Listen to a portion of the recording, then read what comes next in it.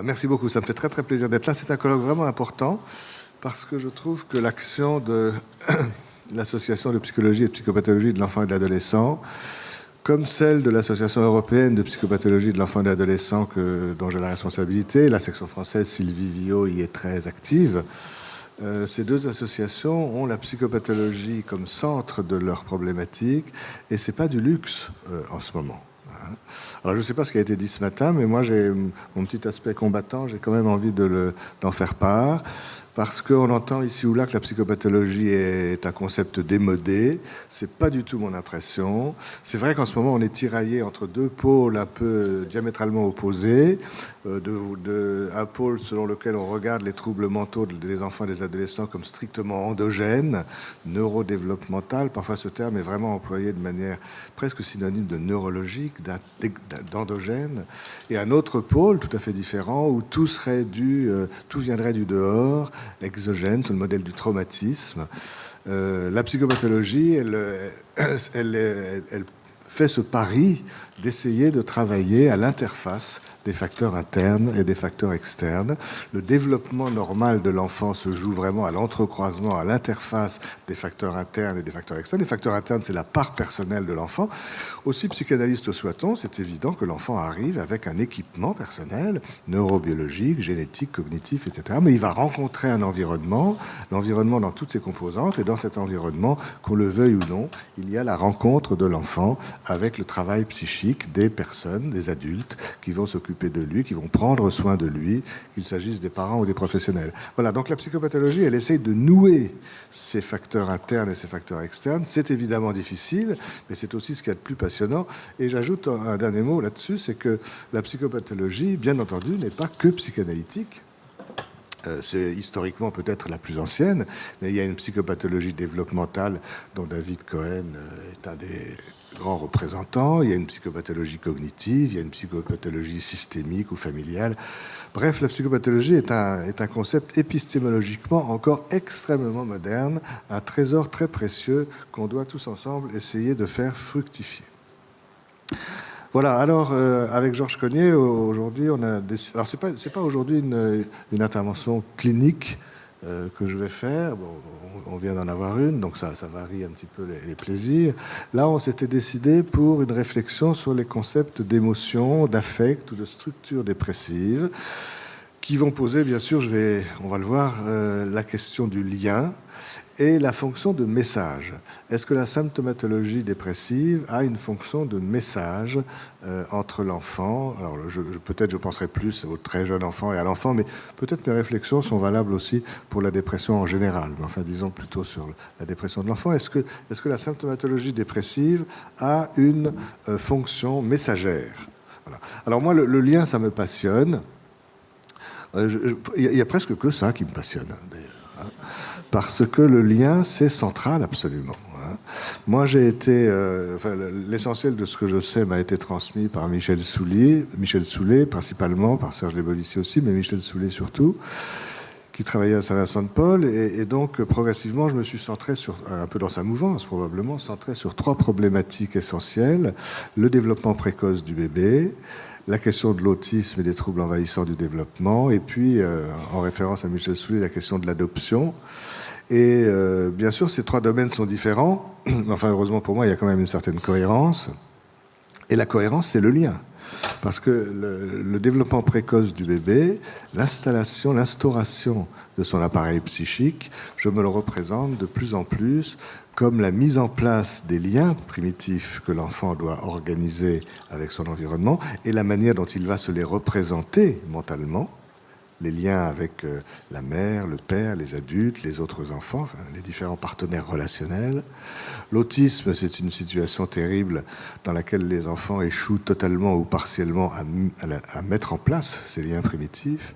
Et l'adoption est une situation particulière où les enfants vont avoir à établir ces liens et à se les représenter, à établir ces liens avec des adultes qui ne les ont pas fabriqués, mais qui vont se positionner pour eux comme des parents, leurs parents, pour la vie durant. Donc le lien entre ces trois problématiques, le bébé, l'autisme et l'adoption, c'est le lien.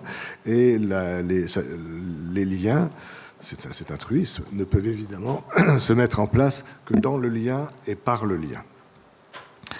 Voilà, alors la première chose que je voudrais essayer de pointer, c'est que quand on parle vite, peu importe d'ailleurs, mais on emploie affect et émotion de manière un petit peu interchangeable. On peut le faire, mais c'est mieux si on a en tête quand même des différences concernant ces deux concepts. D'autant plus que en français et probablement dans toutes les langues, quand il y a deux mots différents, c'est qu'il y a aussi deux idées différentes quelque part. Les synonymes absolus n'existent pas. Voilà. Alors à propos de cette question donc des différences éventuelles entre la notion d'affect et d'émotion. Je vais commencer par lire une citation de Didier Houzel qui a rédigé l'item émotion dans le Dictionnaire international de la psychanalyse. Et il l'a rédigé de manière extrêmement instructive. Alors c'est une situation peut-être un petit peu longue, mais vraiment je vais la lire lentement. Elle est très très instructive. Je le cite. Le mot émotion est issu du latin emovere, et mouvoir, mouvoir vers le dehors, mettre en mouvement. Il a d'abord eu le sens, le mot émotion, de mettre en mouvement physiquement, avant de prendre le sens figuré d'une mise en mouvement psychique. Ce terme est peu utilisé en psychanalyse, où on lui préfère celui d'affect, issu du mot allemand affect, c'est la même chose mais avec un K au lieu du C. Cependant, je poursuis la citation, Freud a utilisé, dans un texte écrit en français en 1895, l'expression « état émotif » pour désigner ce qui sera traduit dans les éditions allemandes par affect. C'est dans les développements théoriques du courant kleinien de la psychanalyse, donc après les années 50, que l'on a vu réapparaître le terme d'émotion, et cela pour des raisons fondamentales qu'il importe d'expliciter. La métapsychologie freudienne est centrée sur l'étude de l'appareil psychique, conçu sinon comme une entité isolée, tout au moins comme une entité isolable. Dans le modèle freudien, l'appareil est mis en tension par les pulsions, dont on peut observer deux aspects, l'affect et la représentation. L'affect correspond aux aspects quantitatifs, la représentation correspond aux aspects qualitatifs des représentants de la pulsion. Les affects positifs accompagnent la satisfaction pulsionnelle, les affects négatifs accompagnent la mise en tension de l'appareil psychique selon le principe de plaisir-déplaisir. L'objet de la satisfaction qui permet la décharge pulsionnelle est en fait contingent. Daniel Vidloché souligne que l'affect se réfère à des fonctions de régulation interne de l'appareil psychique, décharge pulsionnelle, signal destiné à informer l'appareil psychique, comme Freud l'a suggéré dans sa seconde théorie de l'angoisse, alors que l'émotion, c'est là le point important, ajoute une troisième référence, celle d'une communication avec l'objet externe, une modalité d'expression destinée à informer autrui d'une situation particulière chargée de valeur pour le sujet. L'émotion comme message, l'affect comme indice. Il n'est donc pas surprenant que ce soit les théories qui donnent la plus grande importance à la relation d'objet qui aient redonné une place centrale au concept d'émotion.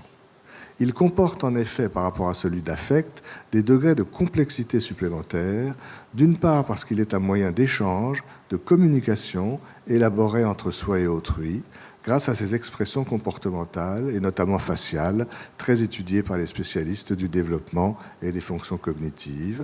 D'autre part, parce qu'il renvoie à des aspects qualitatifs nuancés et pas seulement à des aspects quantitatifs assortis d'une valence positive ou négative. La citation est bientôt finie. Mélanie Klein a insisté sur le caractère extrême des émotions du bébé au début de son existence extra-utérine, liées aux relations d'amour et de haine pour l'objet, dans ce qu'elle a appelé la position schizoparanoïde. Dans un second temps, les émotions deviennent plus nuancées, la haine se teinte de culpabilité, l'amour d'ambivalence, lorsque l'enfant accède à la position dépressive. Bion a donné au concept d'émotion une place plus essentielle encore dans une description du monde intrapsychique comme un monde de relations entre deux objets internes ou intériorisés. Pour cet auteur, les liens entre les objets internes sont des liens émotionnels, de la même façon que les liens entre les sujets et leurs objets externes sont de nature émotionnelle. Et il choisit 3 types de liens émotionnels, ceux qui correspondent aux relations d'amour, les liens A pour amour ou L, love, ceux qui correspondent aux liens de haine, H, et ceux qui correspondent aux liens de connaissance, les liens C. Les 2 premiers, amour et haine, sont des liens passionnels, instables et correspondant à des clivages. Le dernier, le lien C, est le lien psychanalytique par excellence et il a l'avantage de la stabilité. Mais il s'agit bien d'un lien émotionnel, en ce sens qu'il correspond à l'émotion liée à l'incertitude et à la tension qu'il faut supporter devant l'inconnu en attente d'un sens. Voilà, pour cette citation qui me paraît importante, donc j'ai voulu la lire en entier, et pour la commenter un petit peu maintenant et en faire ressortir pour la discussion l'essentiel. En fait, du point de vue psychanalytique, on pourrait dire, je schématise peut-être un petit peu trop, mais que les affects, le concept d'affect renvoie à la première théorie des pulsions, celle que Freud et ses collègues ont développée pendant la première partie du XXe siècle, alors que la notion d'émotion renvoie beaucoup plus à la théorie des relations d'objets qui a été développée par l'école kleinienne et post-kleinienne dans la deuxième partie du XXe siècle. L'affect est un indice de plaisir ou de déplaisir. L'émotion est un signe qui a une fonction de communication avec autrui. Et il faut remarquer d'ailleurs que l'évolution de la psychanalyse, c'est assez intéressant de la décrire en 2 grandes phases pendant le XXe siècle. Je trouve que ça rassemble des idées. La première partie du XXe siècle, c'est la théorie des pulsions, c'est les travaux inauguraux et fondateurs de Freud, c'est la théorie des pulsions. La psychanalyse est très centrée sur les orifices, la bouche, l'anus, les orifices sexuels, et on s'intéresse à ce moment-là beaucoup, enfin Freud, au traumatisme par excès d'excitation, par débordement, par intrusion, par séduction, par abus sexuel. La deuxième partie du XXe siècle voit émerger la théorie des relations d'objets, donc je le disais tout à l'heure avec l'école kleinienne et post-kleinienne. On s'intéresse moins aux orifices qu'aux enveloppes, avec tous les travaux d'Esther Bick sur la peau, en France Didier Anzieux, bien sûr, le moi peau, les enveloppes psychiques, les travaux de Geneviève Vague, les travaux de Didier Houzel, justement. Et on s'intéresse à ce moment-là à un nouveau type de traumatisme, les traumatismes en creux, non pas par excès d'excitation, mais par défaut d'excitation, ratage, faillite du holding initial, de la contenance primordiale. Et apparaît là toute la problématique de la clinique du vide, qui est si importante pour les bébés dont Sylvie vient de parler, les carences qualitatives où l'objet est présent, mais où malgré tout il n'assure pas ses fonctions de par-excitation ni ses fonctions de stimulation suffisantes. Voilà, alors on peut vraiment dire que l'affect est du côté de la première partie de cette histoire et l'émotion du côté de la deuxième partie de cette histoire. Et puis un dernier mot sur la distinction entre affect et émotion, c'est que plus le temps a passé, et peut-être plus la psychiatrie, la psychopathologie du développement a pris son essor, plus on voit la notion d'affect et d'émotion prendre une dimension dynamique et communicative importante. Chez Freud, si vous vous en souvenez, l'affect, c'est quelque chose d'assez statique. Quand il y a une grande tension, il y a du déplaisir. Et quand il y a une décharge, il y a du plaisir. À l'époque de Sade, on parlait déjà de plaisir de décharge dans la relation sexuelle. C'est une vision intéressante, mais c'est vrai qu'elle est quelque part un petit peu statique et un petit peu simple. La tension, c'est le plaisir. La détente, la tension, c'est le déplaisir. La détente, c'est le plaisir. C'est pas tout à fait fou, mais il y a des gens astucieux qui ont dit « mais ça marche pas votre truc avec les films de suspense ». Parce que le plaisir dans le suspense, c'est la montée douce de la tension. L'énigme avance, le problème devient de plus en plus crucial, mais au fond, quand le roman policier arrive à sa fin et qu'on découvre l'assassin, il y a une détente, mais est-ce qu'il y a vraiment plaisir ? Le plaisir, c'est plutôt la montée en tension. Et intervient à ce moment-là la question de la rapidité de la tension ou la rapidité de la détente. Alors certains esprits compliqués ont dit non. qui voulait s'accrocher à une vision freudienne première, ont dit non, même pendant les films à suspense, le plaisir, c'est quand même la détente, parce que pendant le suspense, en fait, c'est l'anticipation de la détente qui fait déjà plaisir. Moi, je ne sais pas si vous avez déjà regardé un film policier comme ça ne me parle pas tellement. D'ailleurs, le contre-exemple, c'est Columbo. Puisque Columbo, en général, on sait déjà qui est l'assassin et que ça n'empêche pas le plaisir de la montée douce de la tension de l'enquête. Donc, et puis une autre confirmation, c'est le plaisir sexuel. Alors, là, chacun à sa façon, hein. Et chacun ses goûts, mais enfin, il est couramment dit quand même que les préliminaires sont déjà une source de plaisir parce que c'est la montée douce de la tension qui peut être source de plaisir. La tension n'est pas que source de déplaisir, tout dépend si elle monte vite ou pas vite. Et l'orgasme, c'est évidemment la détente. Voilà, donc il y a une dimension dynamique qui s'est beaucoup développée après les travaux princeps de Freud. Et puis, ce mouvement-là, de faire de l'affect, enfin plutôt de l'émotion, quelque chose qui a vraiment une fonction de communication et des aspects dynamiques comme ceux que je viens de décrire, trouve absolument leur expression la plus affinée chez Stern. Chez Stern, chez les bébés, les affects de vitalité ne parlent que de ça. Les affects de vitalité, il disait parfois d'ailleurs, c'est un contour dynamique, c'est une intrigue dynamique. La question du plaisir et du déplaisir dépend beaucoup de la vitesse de la montée en tension et de la vitesse de la détente, de la baisse de tension. Les interactions mère-bébé, tout ce qu'il a appelé les représentations d'interaction généralisées, tournent autour de cette question des scénarios interactifs, dont effectivement l'intensité et la vitesse de changement d'intensité sont au centre du problème. Je ne reviens pas sur les travaux de Bion que Didier Houzel a évoqués dans les quelques lignes que je vous ai lues.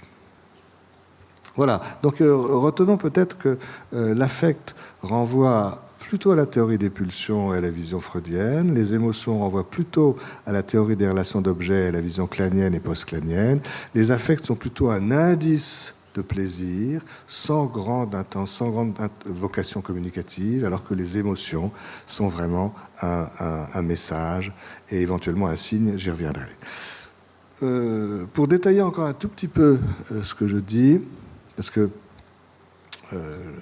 forcément, dans un grand public, chacun vient d'horizons différents. Je voudrais parler d'un petit gradient qui va de l'indice au signe. L'indice, l'affect est du côté de l'indice, l'émotion est du côté du signe. L'indice pur, c'est la neige. La neige n'a aucune intention communicative, ni consciente ni inconsciente, enfin, sauf si vous êtes mystique. Mais non, la neige n'a pas d'intention communicative, c'est un indice. L'observateur qui voit tomber la neige, lui, peut en déduire qu'il fait froid. Mais la neige n'a pas l'intention de dire qu'il fait froid à qui que ce soit. C'est l'indice pur, ça. Le sourire aux anges des bébés est considéré comme un indice. Au début, les sourires des bébés n'ont peut-être pas d'adresse. Ils sont dirigés vers personne. Mais si on voit un bébé de quelques jours sourire, on peut se dire qu'il a une sensation de bien-être, de quiétude, que sais-je, de satiété. Bon. Les indices. À l'autre bout absolu, il y a les signes, le langage, qui ont une vocation communicative, consciente, intense. C'est ce qui permet d'organiser des colloques. On va se parler pour se dire quelque chose, en principe. Voilà. Mais entre l'indice pur et le signe pur, il y a toute une série de petites étapes très intéressantes. Du côté de l'indice, il y a par exemple les indices des crimes, des enquêtes policières dont je viens de parler tout à l'heure. Je parle peut-être pas des enquêtes dans le domaine du terrorisme, encore que, vous allez voir, mais les enquêtes plutôt d'Edgar Poe au XIXe siècle. Les criminels d'Edgar Poe laissent traîner des indices. Et c'est comme ça qu'on les retrouve, comme s'ils avaient un surmoi qui, alors même qu'ils sont en train de faire quelque chose, un délit ou un crime, quelque part, ils ont aussi envie de se faire prendre. Toute l'œuvre d'Edgar Poe tourne autour de cette culpabilité inconsciente, où l'indice n'a pas d'intention communicative consciente, mais une petite intention communicative inconsciente, comme l'enfant qui va chercher des confitures en haut du placard et qui s'arrange pour tomber de l'échelle parce qu'il se punit lui-même de faire quelque chose qu'il s'est interdit. Voilà. Donc, la neige, zéro intention communicative, l'indice d'Edgar Poe, déjà une petite intention communicative inconsciente. Je retourne du côté des signes. J'ai dit le langage, c'est l'intention communicative consciente maximum. Mais juste avant le langage, enfin dans le langage, il y a les lapsus. Les lapsus, ce sont des signes aussi, c'est le langage. Mais là, il y a une intention communicative inconsciente. On dit un lapsus révélateur. Tous les lapsus sont révélateurs parce que quelque chose se dit qu'on ne voulait pas dire, mais qui se dit quand même alors qu'on voulait dire autre chose. Et on a une intention communicative consciente, et puis tout d'un coup, il vient s'y ajouter une intention communicative inconsciente. Les lapsus, c'est toute la psychopathologie de la vie quotidienne. Et puis entre les signes et les indices, au milieu, il y a les symptômes. Et là, c'est très intéressant aussi, parce qu'en médecine, on nous apprend toujours, à propos des symptômes, à parler des signes de la maladie. C'est vite dit, ça. C'est très vite dit. Symptômes, d'accord, mais signes. Quelqu'un qui a une hépatomégalie, un gros foie, c'est beaucoup plus un indice qu'un signe. Le foie n'a pas plus d'intention communicative que la neige. Mais il se trouve que s'il y a un observateur, il va pouvoir en déduire ceci ou cela comme pathologie du patient. Donc les symptômes de la maladie physique sont beaucoup plus du côté des indices que du côté des signes. En revanche, les symptômes des maladies psychiatriques sont beaucoup plus du côté des signes et notamment des lapsus et de tous ces comportements qui ont une signification consciente ou inconsciente. Et puis au milieu, alors vraiment au milieu de tout ce petit gradient que je vous ai décrit, il y a les symptômes de la pathologie psychosomatique qui, selon les cas, sont du côté des indices et puis qui, après un certain temps d'élaboration, de prise en charge, de traitement, peuvent devenir des signes. C'est ce qu'on appelle essayer de névrotiser la pathologie psychosomatique. Voilà, donc moi je redis que l'affect est du côté de l'indice, historiquement parlant, et que l'émotion est plutôt du côté du signe, avec une fonction communicative et messagère. Alors on peut ajouter à cette discussion une petite réflexion courte sur la notion de structure dépressive. Parce qu'avec les enfants, d'ailleurs Sylvie Viau vient de le rappeler là, à propos des bébés, c'est difficile de parler de structure. Ils sont en pleine formation, ils ne sont pas simplement en évolution, ils sont en pleine formation, donc à la rigueur on pourrait parler de structuration. Mais structure, ça évoque un petit peu trop quelque chose de figé, de fixe, de statique. Sauf si on parle de structure dynamique, mais j'y reviendrai dans un instant.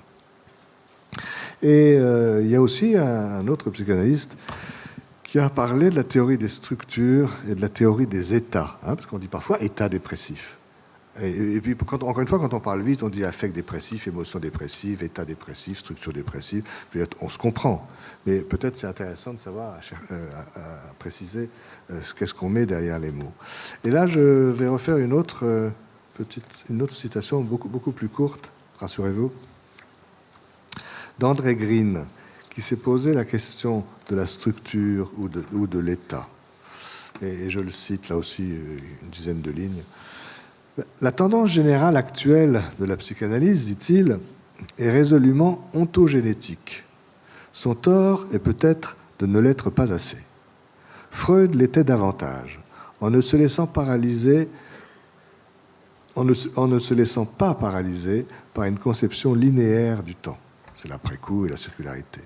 Mais il était sans cesse renvoyé d'une théorie des états qui n'éliminait pas d'elle la part descriptive de formes cliniques, à une théorie des structures qui créait des modèles, sinon comme des conventions pures, du moins comme des développements de ces états, jusqu'aux limites où ils révèlent leur fonction et leur sens dans les termes les plus abstraits. Et plus loin dans ce texte, il ajoute « À bien y réfléchir, on s'aperçoit que la théorie des états qui a engendré le monstre hybride de la phénoménologie psychanalytique, ça il n'aimait pas Green, est en dernier ressort une théorie des manifestations du sujet, mais pas une théorie du sujet. » Il ne faut pas croire que nous récusons entièrement tout ce qui, dans la psychanalyse, relève de la théorie des états. Elle représente un premier niveau de l'épistémologie psychanalytique et les psychanalystes ne peuvent éviter, dans leur communication avec leurs analysants ou avec d'autres analystes, de s'exprimer ainsi. Il désire en fait ceci ou cela, il dit au fond telle ou telle chose, il revit à nouveau ceci ou cela. Mais ce palier inévitable de la description ne peut être tenu pour le degré d'organisation qui rend compte du processus de l'analyse. Voilà, alors je trouve que ça attire l'attention sur le fait que devant un bébé, un enfant ou un adolescent dépressif, on peut dire effectivement, il nous montre tel ou tel signe. Là, Sylvie, dans la partie de la communication que j'ai vue, a fait toute une recension de signes de l'enfant et du bébé. Mais qu'est-ce qu'il y a derrière cette organisation symptomatique? Est-ce qu'il y a une véritable structure dépressive? Et la question est compliquée et on peut continuer à se la poser. Alors, en fait, une façon de résoudre cette apparente difficulté, c'est de dire que sans doute chez l'enfant, on ne peut pas parler de structure statique. Le structuralisme est derrière nous, mais peut-être qu'on peut parler de structure dynamique. Et c'est très simple de comprendre ce qu'on met derrière ce mot-là.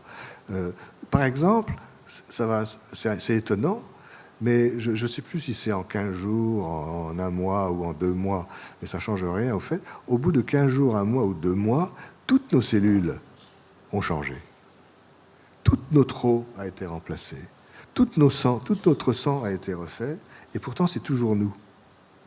Il y a donc bien quelque part une structure dynamique qui se maintient quelque part. Tout a changé, il y a quelque chose quand même qui dure. Et un autre exemple plus simple que prend souvent Didier Houzel, c'est la question des tornades. Les tornades, ces espèces d'entonnoirs qui tournent comme ça, ils se déplacent à vive allure, ils changent tout le temps, mais c'est toujours la même tornade. La notion de structure dynamique est assez intéressante.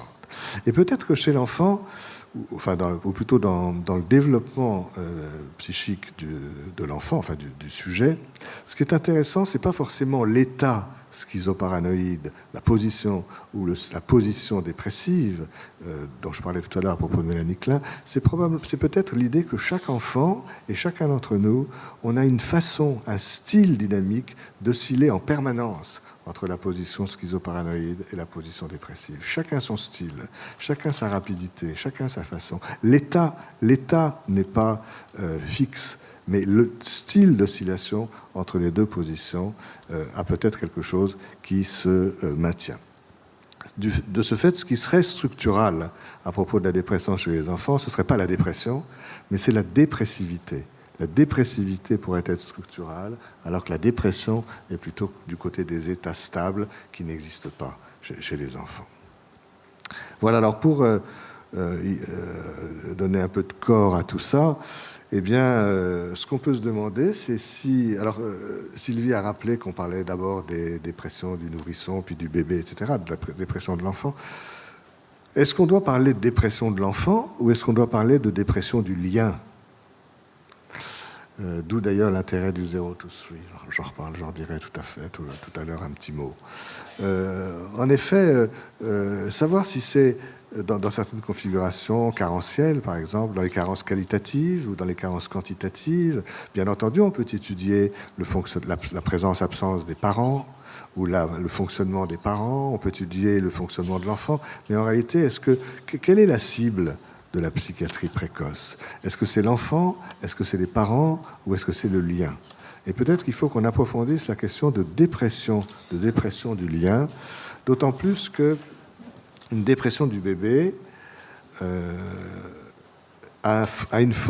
avoir une fonction et peut avoir un sens. Et c'est pas pareil la fonction et le sens d'une dépression du bébé, c'est-à-dire la fonction et le sens d'une émotion dépressive.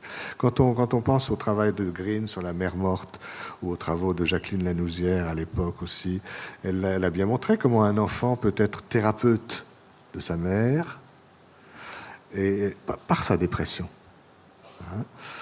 C'est arrivé à Freud lui-même.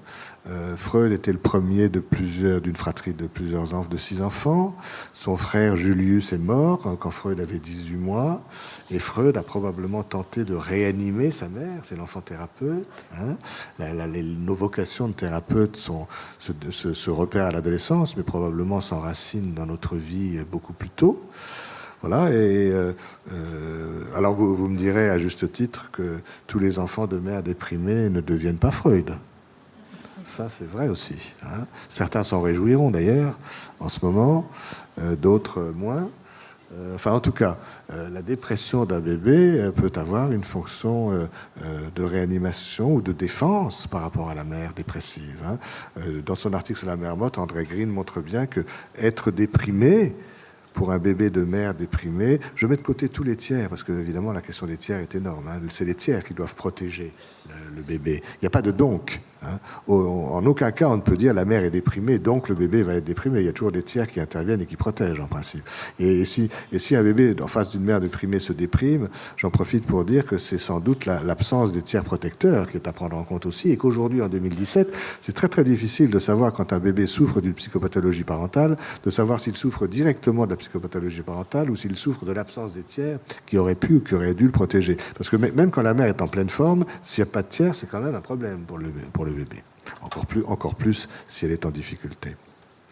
Voilà, mais donc en tout cas, dans son article sur la mère morte, André Green présente différents mécanismes de défense que le bébé peut mettre en œuvre pour se protéger de la dépression maternelle, et donc et parmi ces mécanismes, il y a le fait de se déprimer lui-même en miroir. Hein. C'est-à-dire quand la mère s'éloigne, physiquement ou psychiquement, quand le bébé n'arrive plus à nouer une interaction comme avant avec elle, le dernier moyen qu'il peut encore avoir de l'avoir avec lui, c'est d'être comme elle. Hein. Comme les adolescents qui ont un chagrin d'amour et qui vont fumer les mêmes cigarettes que celui ou celle qui n'est plus là. Être comme quand on ne peut plus avoir l'autre dans la relation. Voilà, donc les dépressions du bébé, les dépressions des enfants, les dépressions de tout le monde peut-être, peuvent avoir une fonction,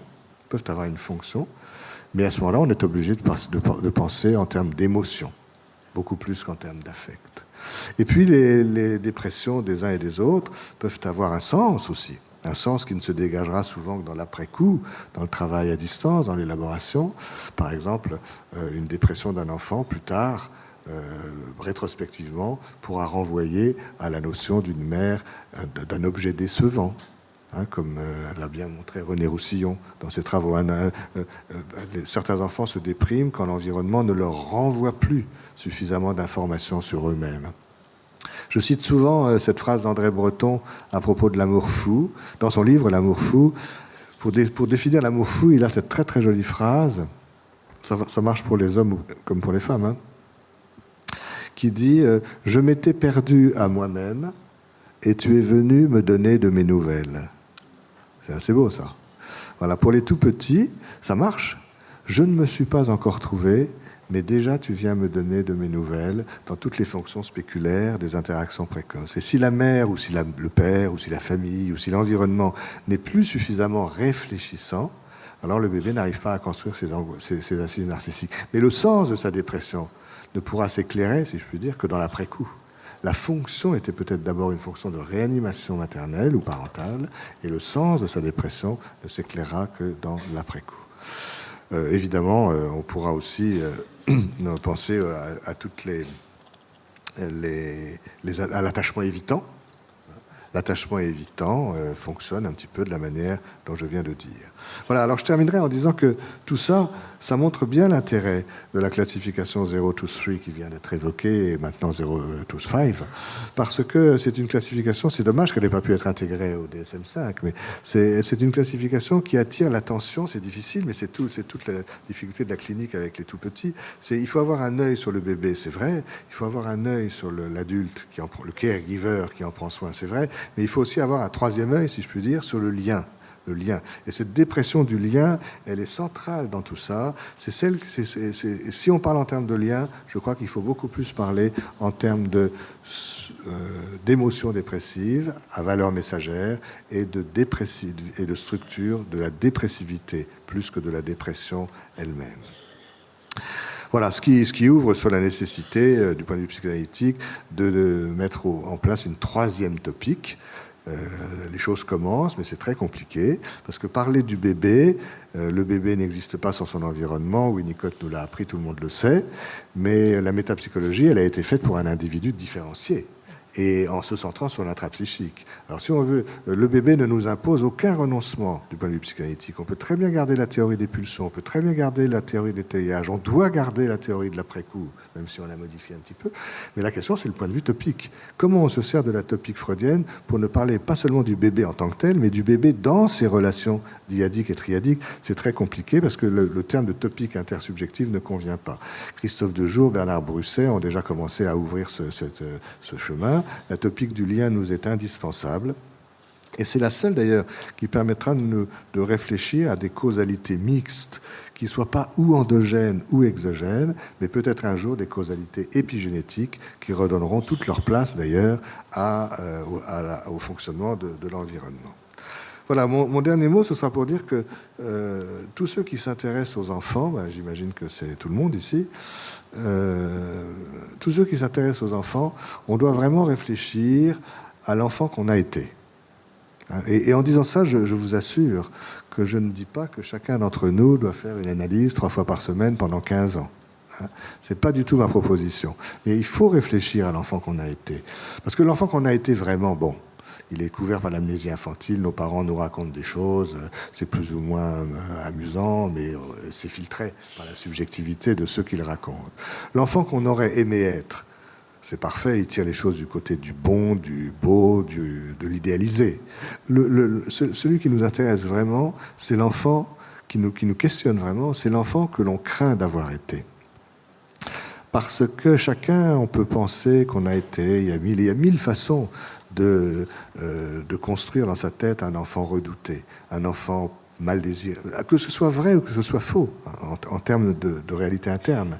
Un enfant, chacun peut penser qu'il a été un enfant mal désiré, pas désiré, décevant, disharmonieux, agité, agressif, gênant, etc., etc., etc.